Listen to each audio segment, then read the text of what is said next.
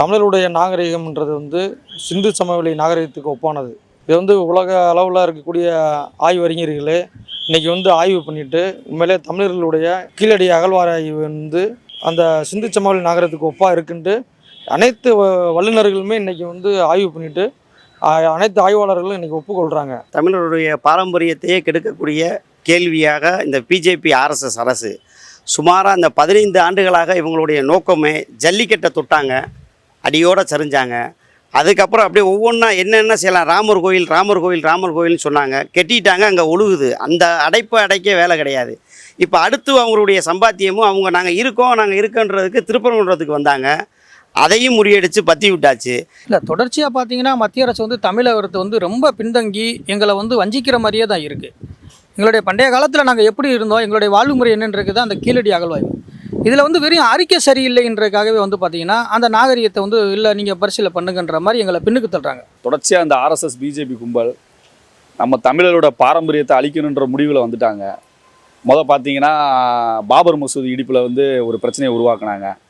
அப்புறம் அங்கே அதை முடியலன்னு சொல்லிட்டு திருப்பி இப்போ ரீசெண்டாக திருப்பரங்குன்றத்தில் ஒரு மத கலவரத்தை ஏற்படுத்த முயற்சி செஞ்சாங்க. அப்புறம் திருப்பதி கோயிலில் லட்டு பிரச்சனையை கொஞ்சம் பெருசாக கொண்டு போனாங்க. ஆனால் இவங்க பிரச்சனைகள் உருவாக்குவாங்க, அதுக்கான சான்றே இருக்காது. அப்புறம் பார்த்தீங்கன்னா உயர்நீதிமன்றத்தில் உச்சநீதிமன்றத்தில் நம்ம எடுத்துக்கிட்டோம்னா அதிகபட்சம் ஆர்எஸ்எஸ் நீதிபதிகள் தான் அதிகமாகவே இருக்காங்க. இப்போ கடைசியாக போலீஸையும் இவங்க கொண்டு வந்துட்டாங்க. போலீஸ் ஃபுல்லாக ஆர்எஸ்எஸ் கண்ட்ரோலில் தான் இருக்குது.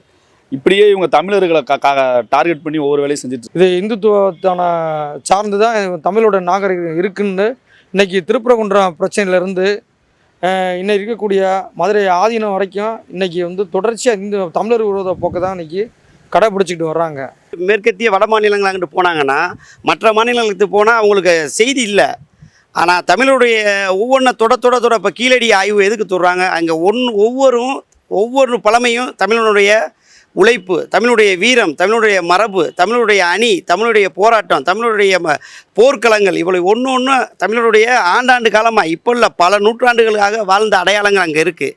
அதை முறியடித்து அதை அழிச்சா தமிழுடைய நாகரிகத்தை பூரா முடிக்கலாம், தமிழுடைய நாகரிகத்தை பூரா எல்லாத்தையுமே அப்படியே மழுங்கடிக்க செய்யலான்றதை இந்த 15 ஆண்டு அரசும் இவங்களுடைய வேலை திட்டமே இதுதான். கிமு என்பதை மாற்றி நீங்கள் கொடுக்க வேண்டும். அந்த வரலாற்று துன்பங்களில் அந்த சமயம் சார்ந்த விஷயங்களை நீங்கள் மாற்றி கொடுக்க வேண்டும் என்று சொல்லி இரட்டடிப்பு செய்கின்ற வகையில் அந்த அறிக்கையை கொடுக்க வேண்டும் என்று இன்றைக்கி மத்திய அரசு கேட்டுக்கொண்டு இருக்கிறது. இது மிகப்பெரிய மோசமான மோசடி. அதாவது எல்லாத்துலேயுமே எங்களை வந்து தமிழகத்தை வந்து வஞ்சிக்கிட்டே வராங்க. பார்த்தீங்கன்னா 3 மொழிக் கல்வி வரலன்றக்காக வந்து எங்களுக்கு நிதி தர மறுக்கிறாங்க. இது யாருடைய நிதி? எங்களுடைய வரி, நாங்கள் கட்டின ஜிஎஸ்டியும் டோல்கேட்டு, இந்த வரி பணத்தை எங்களுக்கு திருப்பி தரதில் என்ன சிரமம் இருக்குது? தமிழர்களை ஏன் வந்து இங்கே டார்கெட் பண்ணுறாங்க, பாரம்பரியத்தை அழிக்கணும்னு நினைக்கிறாங்க, எல்லாரும் இந்து மதத்துக்குள்ளே கொண்டு வரணும் உருவாக்குறாங்கன்னு கேட்டிங்கன்னா, தமிழகம் வந்து இங்கே திராவிடம், பெரியார் நாடு, சமூக நீதி கொள்கை இந்த கோட்பாடில் இருக்குது. ஆர்எஸ்எஸ் பிஜேபி கால உண்ட முடியாத ஒரு நாடாகவும் இருக்குது.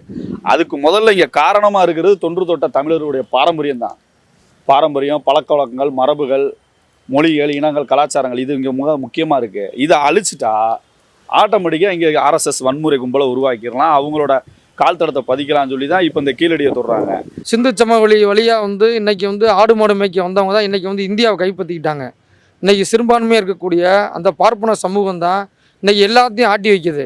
அவங்க சொல்கிறதா இன்றைக்கி வந்து தமிழர்கள் சாப்பிடணும், அவங்க சொல்கிறத உடைகள் தான் இன்றைக்கி உடுத்தணும், அவங்க சொல்கிற கடவுளை தான் வழிபடணும் அப்படின்ட்டு இன்றைக்கி வந்து இந்துத்துவத்தை வந்து எல்லா விதத்துலேயும் இன்றைக்கி புகுத்த முயற்சி செய்கிறாங்க. அதோட எதிர்வினை தான் இன்றைக்கி, அதோட வெளிப்பாடு தான் இன்றைக்கி வந்து இந்த அகழ்வாராய்ச்சி பிரச்சனைலையும் இந்த மத்திய அரசு வந்து இன்றைக்கி தமிழர் விரோத போக்கை தொடர்ந்து கடைப்பிடிச்சிட்டு வருது. இன்றைக்கி ஆளக்கூடிய பாஜக அரசு என்பது தமிழர்கள் என்றாலே தொடர்ந்து ஒரு விரோத போக்கை கடைபிடிக்கின்ற சூழலில் இப்படி ஒரு ஆய்வு அறிக்கையை அவர்களால் ஏற்றுக்கொள்ள முடியாமல், தமிழர்களுடைய நாகரிகத்தையும் பண்பாட்டையும் ஏற்றுக்கொள்ள முடியாமல் இன்றைக்கி மத்திய அரசு இரட்டைப்பு செய்கின்ற வகையில் இந்த அறிக்கையை இன்றைக்கி அமர்நாத் ராமகிருஷ்ணனை கேட்டிருக்கிறார்கள். புரட்சியாளர் அம்பேத்கர் அவர்கள் கூட இந்திய அரசியல் அமைப்பு சட்டத்தை வடிவமைப்பது கூட சொன்னார். ஒருவேளை இந்தியா உரிமை கொண்டாடக்கூடிய ஒரு சூழல் ஏற்பட்டால் அது பூர்வீகக்கூடிய தமிழர்களுக்கு தான் அந்த உரிமை இருக்குன்னு புரட்சியாளர் அம்பேத்கர் அவர்களே சொல்லியிருக்காரு. நம்மளுடைய எம்பி வெங்கடேசன் பல முறை நிறைய விஷயங்கள் ஆய்வுகளையும் கட்டுரைகளாகவும் எடுத்து கொடுத்துருக்காங்க. ஆனால் நம்ம கொடுக்க வேண்டிய செய்திகளை அவங்க பார்க்க வேண்டிய நோக்கங்களே அவங்களுக்கு வராது.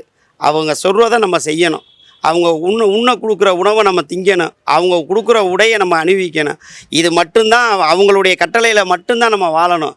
தமிழுடைய வரலாற்றை மறக்க முற்பட்டாலும் இந்த வரலாற்று என்பது மேலும் வளருமே தவிர ஒருபோதும் அழியாது. ஏன்னா தமிழர்களுக்குன்னு பாரம்பரிய வரலாறு என்பது இந்த மண்ணில் நீடித்து கொண்டிருக்கிறது. தமிழர்கள் பல ஆண்டுகளுக்கு முன்பாக கடல் கலந்து வணிகத்துக்கு சென்றவர்கள், அப்படி ஒரு நாகரிகத்துக்கு சொந்தக்காரர்கள். உலகமே இன்றைக்கு தமிழர்களை பார்த்து வியந்து பார்க்கிறது. அந்த நாகரிகத்துக்கு சொந்தக்காரர்கள் அறிவியலாக இருந்தாலும் சரி, படிப்பாக இருந்தாலும் சரி, பொருளாதாரமாக இருந்தாலும் சரி, தமிழர்கள் முன்னோடியாக இருந்து கொண்டு இருக்கிறார்கள். கீழடி அகழ்வாய்வு வந்து நாங்கள் வந்து அங்கீகாரம் நினைக்கிறோம். பரவாயில்ல, தமிழ் குடி மூத்த குடியாக இருந்திருக்கு இந்த நாட்டில் வந்து இங்கே இப்போ இவ்வளோ பேர் வாழ்ந்துருக்காங்க வச்சுருக்காங்கன்ற ஒரு இதே வந்து பார்த்தீங்கன்னா அது வஞ்சிக்கு விதமாக இன்றைக்கி அதுக்கு ஒரு காரணத்தை சொல்கிறாங்க. தமிழர் பாரம்பரியத்தை அவன் அழிக்கணும் வந்துட்டான். வரலாறே அதுதானே. இப்போ பாரம்பரிய கீழடி அகழ்வாராய்ச்சி கொண்டு வந்துட்டாங்க, அதை வந்து சர்வதேச அளவில் கொண்டு போயிட்டாங்க. இப்போ அதில் இருக்கக்கூடிய மண்கள், களிமண்கள் மற்றும் பொற்காசுகள் இதெல்லாம் வந்து ஒரு ஆராய்ச்சி மையமாக எல்லாம் கொண்டு வராங்க. கீழடியிலையுமே வந்து ஒரு அகழ்வாராய்ச்சி கொண்டு வரணும்னு. இப்போ அவன் என்ன நினைக்கிறான்னா, தமிழ்நாட்டில் இந்த தமிழர் பாரம்பரியம் தொண்டு தொட்டு வழங்குச்சுன்னா ஆர்எஸ்எஸ் சங் பரிவாரோட கால் தடம் பதிக்கிறதுக்கு மிகவும் ஒரு பின்தங்கிய நிலைக்கு போகும். அதனால தான் இப்போ அவன் கீழடியவே தொடுறாங்க ஆர்எஸ்எஸ். காலப்போக்கில் இந்த கீழடியை அழிச்சிட்டாங்கன்னா பாரம்பரியத்தை அழிச்சிருவாங்க. பாரம்பரியம் அழிச்சாங்கன்னா மரபுகள் அழிஞ்சிரும். மரபுகள் அழிஞ்சுன்னா மொழிகள் அழிஞ்சிரும். மொழிகள் அழிஞ்சுன்னா பழமையான தொண்டு தொட்டு விஷயங்கள் எல்லாம் அழிஞ்சு போயிடும். அப்போ ஈஸியாக சன் பரிவாரம் இங்கே கால் ஊன்றதுக்கு ஒரு காரணமாக இருக்கும். அதுக்கு தான் அவங்க அந்த வேலைகளை செய்கிறாங்க. திருக்குறளை உயர்த்தி பிடிக்கிறார், பல இடங்களை உயர்த்தி பிடிக்கிறாரு. அதே திருவள்ளுவருக்கு வந்து இரட்டடிப்பு பண்ணுறாங்க. இன்றைக்கி தமிழ் சங்கம் என்ற காசியில் தமிழ் சங்கம்னு வச்சுருக்காங்க. அந்த தமிழ் சங்கத்தை நடத்துவது யார் என்று சொன்னால் இருக்கக்கூடிய சாமியார்கள், இருக்கக்கூடிய ஹிந்திக்காரன் நடத்திக்கிட்டு இருக்கான். இப்போ நீங்கள் ஆர்எஸ்எஸ் பிஜேபி பார்த்தீங்கன்னா அதிகபட்சம் சமஸ்கிருதம், பார்ப்பனியம், வேத நாகரிகம், அவங்களுடைய கொள்கைகள் இந்த இது மட்டும்தான் வந்து எப்பயுமே புனிதன்னு சொல்லுவாங்க. தமிழர் நாகரிகங்களையோ பண்பாடுகளையோ கலாச்சாரத்தையோ ஏற்றுக்க மாட்டாங்க.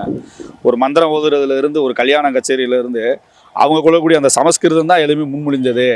இப்போ கோயிலே நடந்துக்கிட்டு இருக்குது. வடகொலை தென்கொலை பிரச்சனை எல்லா கோயிலையுமே நடந்துக்கிட்டு இருக்கு. உங்களுக்கு தெரியாத ஒன்றும் இல்லை. தென்கலையை நாங்கள் ஏற்றுக்க மாட்டோம், வடகலை அவங்களுக்குள்ளேயே ஒரு டிஸ்ட்ரிபியூஷன் உருவாக்குறாங்க. இதுக்கெல்லாம் காரணம் என்னன்னு நினைக்கிறீங்கன்னா ஆர்எஸ்எஸ் இங்கே வந்து கால் ஊன்றதுதான். தமிழோட பண்பாடே வந்து தொன்மையான கலாச்சாரம், உண்மையான நாகரிகம் இன்றைக்கி அதை தான் வந்து உலகெங்கும் பறைசாட்டி வருது. இன்றைக்கி வந்து திருக்குறளை வந்து தமிழ் தான் இன்றைக்கி தமிழர்கள் தான் இன்றைக்கி திருக்குறளை படைச்சிருக்காங்க. இன்றைக்கி எல்லா மொழிகளும் இன்றைக்கி திருக்குறள் மொழிபெயர்க்கிற அளவுக்கு இன்றைக்கி வந்து அது நல்ல கருத்துக்களும் விஷயங்களும் இன்றைக்கி இருக்குது திருக்குறளில். அதே மாதிரி ஒவ்வொரு தொல்காப்பியம் எடுத்துக்கோங்க. இப்படி வந்து தமிழோட படைப்புகள் வந்து இன்றைக்கி உலக அளவில் அங்கீகரிக்கக்கூடிய படைப்புகளாக இருக்குது. இதை வந்து இந்த இந்துத்துவ ஆர்எஸ்எஸ் சக்திகளால் வந்து ஏற்றுக்க முடியல. அதே மாதிரி இப்போ தமிழகத்துக்கு கல்வித்துறைக்கு ஏன் நிதியை தரமாட்டேன்னு சொல்கிறாங்க. என்ன காரணம் கேட்டிங்கன்னா, கல்வித்துறை வந்து இன்றைக்கி சமஸ்கிருதத்தை முன்மொழி வைக்க போகிறாங்க. எல்லாரும் நினச்சிக்கிட்டு இருக்கோம் ஹிந்தி தான் இங்கே வருதுன்னு நினைக்கிறான். தப்பு. ஹிந்திக்கு பின்னாடி சமஸ்கிருதம் ஒளிஞ்சிருக்கு. ஹிந்தியோட வடிவமும் சமஸ்கிருத வடிவமும் கிட்டத்தட்ட ஒன்று தான். ஹிந்தியை கற்றுக்கிட்டவன் சமஸ்கிருதம் ஈஸியாக கற்றுக்கலாம். ஹிந்தியை வச்சு இவங்க சமஸ்கிருதத்தை இங்கே தமிழ்நாட்டில் கொண்டு வர பார்க்குறாங்க. நான் என்ன கேட்குறேன், சமஸ்கிருதம் நமக்கு தேவையில்லை. இதை வந்து நாங்கள் மதுரை மக்கள் வந்து விடமாட்டோம், தமிழர்கள் விடமாட்டோம். உண்மையிலேயே வந்து சூடு சுரணை உள்ள மானமுள்ள தமிழர்கள் யாரும் இதை ஏற்றுக்க மாட்டாங்க. கண்டிப்பாக இதுக்கு வந்து மத்திய அரசுக்காக எதிர்வினை ஆற்றுவாங்க. வரும் காலகட்ட தேர்தலில் வந்து இதை எதிரொலிக்கும் கண்டிப்பாக.